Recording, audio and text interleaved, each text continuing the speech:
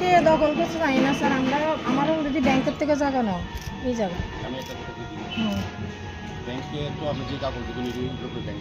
না আমার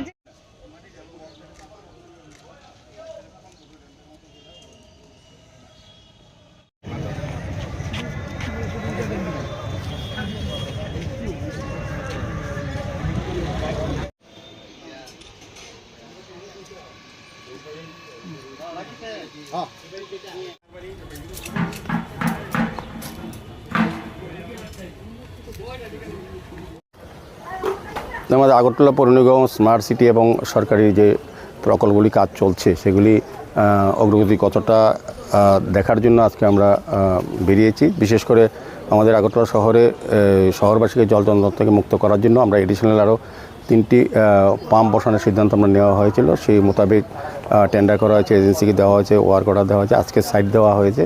বিশেষ করে একটি টিআরটিসি সংলগ্ন যে জায়গাটা কালীবাড়ি, কাটচুনি কালীবাড়ি এবং এই যে জায়গাটা জল ওঠে সেটাকে বেল আউট করার জন্য আমাদের একটা পাম্প বসানোর সিদ্ধান্ত হয়েছিল। সেই মোতাবেক আজকে টিআরটিসি মাননীয় চেয়ারম্যান যিনি ছিলেন এবং এমডিসিওর সঙ্গে আমাদের এডিশনাল কমিশনার, আমাদের এক্সিকিউটিভ ইঞ্জিনিয়ার সহ আধিকারিক রেজিস্ট্রেশন কমিশনার সেন্ট্রাল জোনের নিয়োগ ছিলেন এবং আমরা আলোচনা করে সিদ্ধান্ত হয়েছে। আমরা রিকোয়েস্ট করেছি টিআরটিসি কর্তৃপক্ষের কাছে জায়গাটা দেওয়ার জন্য, যাতে এখানে একটা পাম্প বসানো হয়।